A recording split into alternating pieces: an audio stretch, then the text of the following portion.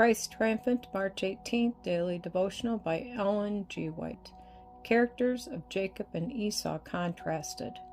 One people shall be stronger than the other people, and the elder shall serve the younger. Genesis chapter 25, verse 23. Esau grew up loving self-gratification and centering all his interest in the present. Impatient of restraint, he delighted in the wild freedom of the chase, and early chose the life of a hunter. Yet he was the father's favorite. The quiet, peace-loving shepherd was attracted by the daring and vigor of this elder son, who fearlessly ranged over mountain and desert, returning home with game for his father, and with exciting accounts of his adventurous life. Jacob, thoughtful, diligent, and caretaking, ever thinking more of the future than the present, was content to dwell at home, occupied in the care of the flocks and the tillage of the soil. His patient perseverance, thrift, and foresight were valued by the mother. His affections were deep and strong, and his gentle, unremitting attentions added far more to her happiness than did the boisterous and occasional kindnesses of Esau. To Rebekah, Jacob was the dearer son. Esau had no love for devotion, no inclination to a religious life.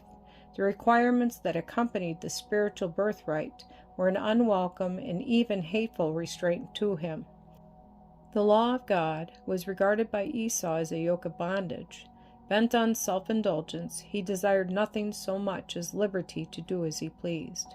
To him, power and riches, feasting and reveling, were happiness.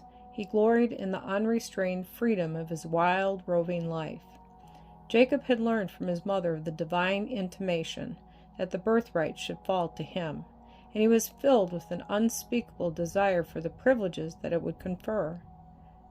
The spiritual birthright was the object of his longing, to commune with God as did righteous Abraham, to offer the sacrifice of atonement for his family, to be the progenitor of the chosen people and of the promised Messiah, and to inherit the immortal possessions embraced in the blessings of the covenant.